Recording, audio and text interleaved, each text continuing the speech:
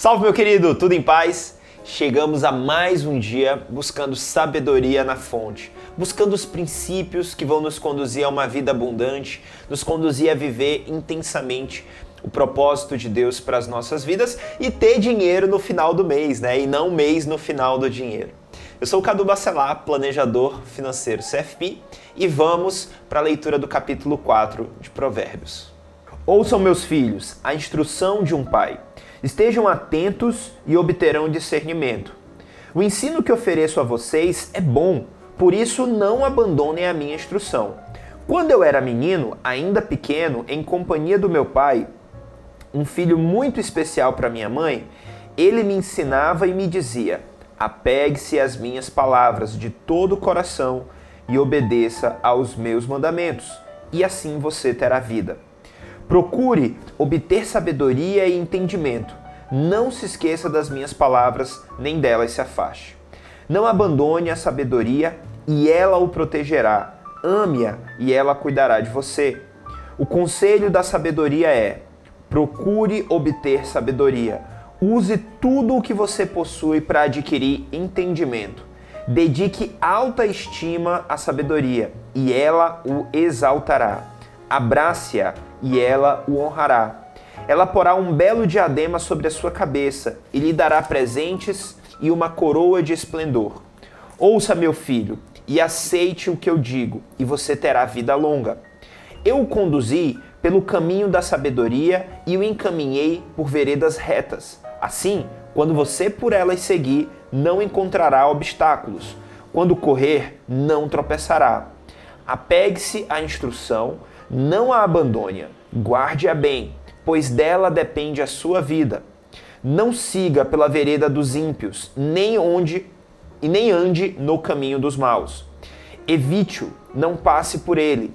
Afaste-se e não se detenha, porque eles não conseguem dormir enquanto não fazem o mal. Perdem o sono se não causarem a ruína de alguém, pois eles se alimentam da maldade e se embriagam de violência. A vereda do justo é como a luz da alvorada, que brilha cada vez mais até a plena claridade do dia. Mas o caminho dos ímpios é como densas trevas, nem sequer sabem em que tropeçam. Meu filho, escute o que eu digo a você. Preste atenção às minhas palavras. Nunca as perca de vista. Guarde-as no fundo do coração, pois são vida para quem as encontra e saúde para todo o seu ser. Acima de tudo, guarde o seu coração, pois dele depende toda a sua vida. Afaste da sua boca as palavras perversas. Fique longe dos seus lábios a maldade. Olhe sempre para frente, mantenha o olhar fixo no que está adiante de você.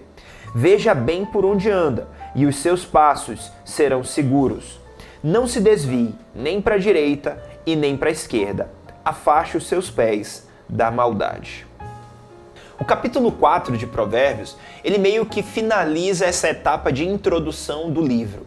Então, para quem já leu todo o livro de Provérbios, talvez tenha percebido que nesses primeiros capítulos existe uma ênfase muito grande a busque sabedoria, guarde a sabedoria, né? Use tudo que você tem para buscar a sabedoria. E para mim faz muito sentido isso estar logo no começo do livro, porque reforça a importância do que vem adiante, do que nós vamos ler no capítulo 5, 6, 7, enfim, até o final do livro. Então, aqui a gente tem mais um convite a buscar a sabedoria. Mas tem algumas lições que me chamaram bem a atenção. Logo nos primeiros versículos, ali do 1 ao 4, já tem uma lição muito importante sobre exemplo. Faça o que eu falo, porque eu faço o que eu falo.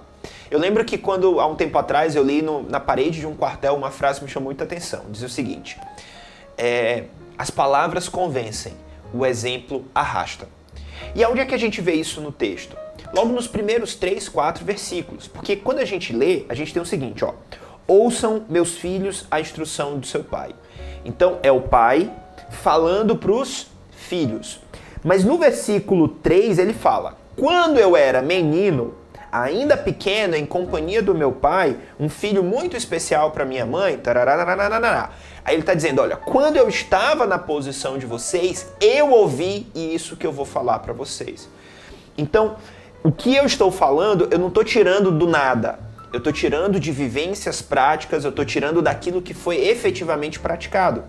Então a primeira lição que eu vejo que nós precisamos trazer para a nossa vida diz respeito à lei universal da integridade. Integridade, Cadu, o que tem a ver integridade com isso? Integridade é você ser inteiro. Aquilo que você fala, aquilo que você é. Aquilo que você é aquilo que você fala. Dos seus lábios saem aquilo que está no seu coração, aquilo que está na sua identidade. Se a gente continuar a leitura, a gente chega ali no versículo 7 e algo me chama a atenção também. Versículo 7 diz o seguinte: o conselho da sabedoria é: procure obter sabedoria, use tudo que você possui para adquirir entendimento. Então, na prática, eu te pergunto, você tem dedicado recursos, tempo e dinheiro para obter sabedoria? Você tem dedicado tempo para a leitura, da fonte? Você tem dedicado recursos para fazer bons cursos, para ler bons livros, para se tornar tecnicamente melhor na sua profissão, para se tornar um pai melhor, uma mãe melhor, um marido, um cônjuge, uma esposa melhor? Você tem procurado conhecimento, investido tempo e dinheiro para isso? Para conhecer mais sobre o seu corpo, para buscar sabedoria, para buscar crescimento. Eu costumo dizer, e quando as pessoas que já fizeram Pilares da Provisão, que é o meu orçamento, meu modelo para fazer orçamento familiar, sabem que nós temos uma macro área lá, um dos pilares é educação, educar. Porque nós precisamos romper os nossos próprios paradigmas, as nossas próprias limitações. E isso demanda tempo e dinheiro. Então, nesse ano, eu já quero te fazer um desafio. Qual é o próximo livro que você vai ler e qual é o próximo curso que você vai fazer? E tem muita opção barata, acessível.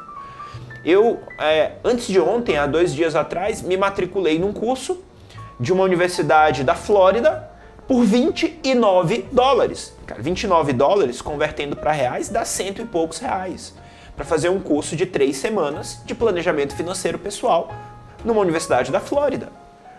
É muito barato. Eu faço online, não preciso me deslocar, não tenho translado, não tenho nada e consegui uma super oportunidade. Então eu quero te incentivar a procurar, porque se você procurar, você vai encontrar. E os livros são uma ferramenta incrível, de um custo-benefício imensurável. Porque você para pensar que às vezes alguém que dedicou anos de dedicação, anos de estudo, anos de pesquisa, condensa num material que custa R$100. Tem livros que custam R$40, que são muito bons, tá? Então, busque sabedoria e entendimento, use recursos para isso, tempo e dinheiro. E o resultado desse empenho está aqui nos versículos, é só você ler. O que a gente tem aqui, ó?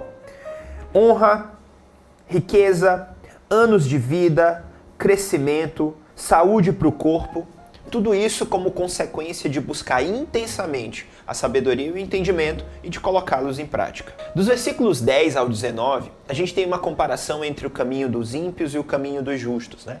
Então tem várias atitudes que os ímpios fazem, que os justos não devem fazer, que os justos fazem, que os ímpios não fazem, mas existe uma analogia ali nos 2 últimos versículos, ali no 18 e no 19, que me chama muita atenção.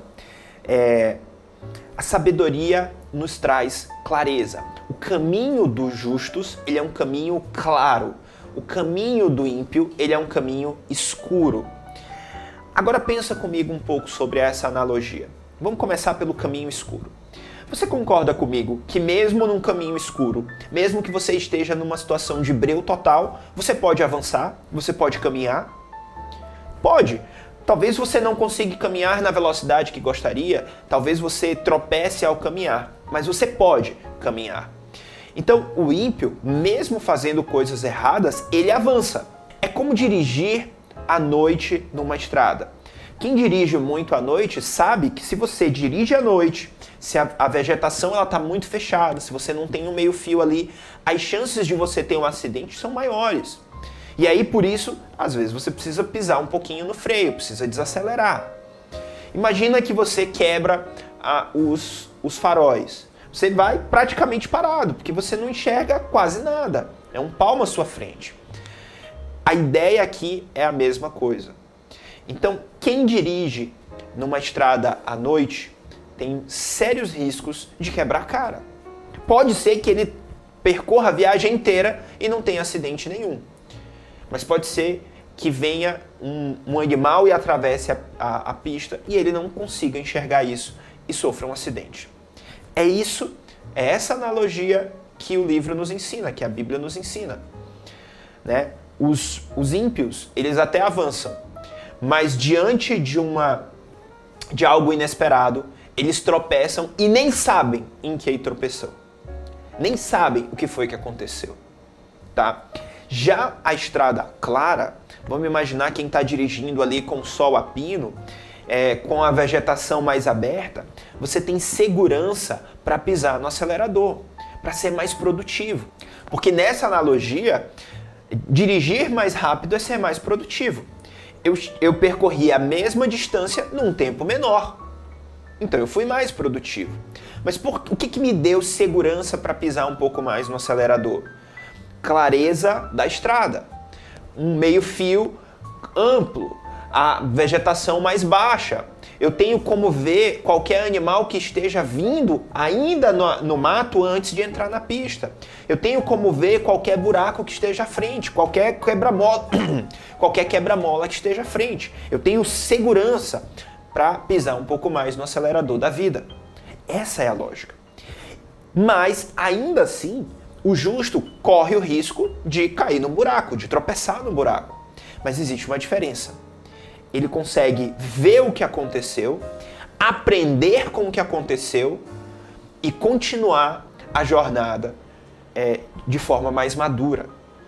Eu posso até cometer algum equívoco, algum erro ao longo da jornada, mas se eu tenho clareza sobre esse erro e se isso se transforma em aprendizado, eu consigo avançar em segurança. Então, a sabedoria nos traz clareza. Agora, os últimos versículos desse capítulo trazem instruções maravilhosas, ensinos profundos que eu quero compartilhar com você. A partir do versículo 23 até ali o 27, a gente tem 4 lições que você não pode deixar de ler esse capítulo e de perceber isso. Primeira delas, ele fala, guarde o seu coração. Guardar o coração diz respeito a guardar a sua própria identidade, guardar as suas emoções, guardar os seus sentimentos. É interessante que em outros versículos a Bíblia fala que a nossa boca fala daquilo que o coração está cheio. Então a nossa boca fala daquilo que nós acreditamos, fala daquilo que nós somos. E a palavra guardar, ela me remete à ideia de proteger. Então proteja a sua identidade, proteja as suas emoções de ataques externos. E quando eu penso também sobre a capacidade de guardar e de proteger, eu penso da minha possibilidade de modificar esse coração, de modificar e de gerenciar as minhas emoções. Você não é refém das suas emoções. Você não é refém do seu coração. Você não é refém sequer da sua identidade. À medida que você tem clareza, e aí faz total sentido o que o texto falou antes sobre o caminho do justo ser claro, à medida que você tem clareza sobre as falhas, os erros, sobre os acertos, sobre as possibilidades, sobre as ameaças, você consegue ir crescendo e gerenciando emoções e se tornando cada vez mais sábio. Então, esse primeiro aprendizado precisa estar no nosso coração. E vale notar que a inclinação do nosso coração, ele dirige a nossa vida agora. Você não vai viver de forma abundante se o seu coração não for abundante. Você não vai conduzir a sua vida nessa direção se você não acreditar nisso, se as suas emoções não estiverem alinhadas com isso. E assim como o nosso coração dirige a nossa vida terrena aqui, o nosso coração direciona a nossa vida para a eternidade. Porque é na porta do coração que Deus está lá à porta batendo. E Deus é muito educado. Ele não vai forçar a entrada no seu coração. Se você abrir a porta, Ele vai entrar e transformar a sua vida. Então esse é o primeiro ensino que nós precisamos ter. O segundo ensino, ele segue aqui nos versículos seguintes sobre guardar os lábios, aquilo que você fala. As nossas palavras, elas têm poder de vida e de morte. Elas têm poder de transformar a nossa realidade, de transformar a realidade de pessoas que estão ao nosso redor. Mas dos nossos lábios saem aquilo que nós estamos fomentando no nosso coração. E talvez é uma relação mútua, porque do coração saem palavras que são expressas através dos nossos lábios. Mas dos nossos lábios também geram reflexões que alimentam o nosso próprio coração. Então, gerencie as suas palavras. Palavras têm poder. Se nós continuarmos aqui, nós vamos ver sobre guardar os olhos, sobre manter-se olhando para frente. Não perca tempo com o passado. Em algum vídeo recente que eu gravei, eu comentei sobre a forma saudável de olhar para o passado. A única forma saudável é através da gratidão. Porque a gratidão te gera contentamento e te gera aprendizado. Mas a vida acontece do presente para frente. Se você dirige olhando para o retrovisor, a chance de você bater num poste é muito grande. O retrovisor, ele serve como uma referência, mas a direção é para frente. Guarde os seus olhos. Aquilo que você vê tem impacto direto nas suas emoções, nos seus pensamentos, nas crenças que vão sendo fomentadas em você, que vão sendo criadas em você. Então, guarde os seus olhos. O versículo 25, ele ainda me dá uma outra percepção. Eu preciso ter visão de futuro, ter objetivos e metas claras que dirijam a minha vida. Você não pode ser refém do deixa a vida me levar, a vida leva eu. Porque a vida não vai te levar para onde você quer ir, para onde Deus quer te enviar. Tenha clareza de futuro, tenha uma visão clara de onde você quer chegar. Olhe para frente. O quarto aprendizado é ponderar os seus resultados, o seu caminho. Avaliar constantemente o fruto das sementes que foram plantadas. E vale notar que a semente plantada é que gera o fruto. Uma vez que o resultado não está legal, é hora de mudar a semente. Você não consegue transformar maçã em pera enquanto ela já está aqui no pé. Você consegue plantar um pé novo de pera e aí ter resultados que vão ser pera e não maçãs. Leva tempo essa mudança. Mas o quanto antes você perceber que plantou a semente errada, antes você corrige a rota. Antes você muda de direção. Antes você vai ter resultados melhores. Por isso, ponderar os seus caminhos é algo que precisa acontecer todo o tempo. O versículo 27 fecha com chave de ouro. A gente tem escrito aqui: não se desvie nem para a direita e nem para a esquerda. Então, se desviar aqui, para mim, me dá a conotação de buscar atalhos. Você tem uma rota, você tem um destino, você traçou um mapa para chegar lá. Portanto, não seja seduzido pelas promessas de dinheiro fácil. Não seja seduzido pelas promessas e pelas seduções que querem tirar você do teu foco, da tua direção.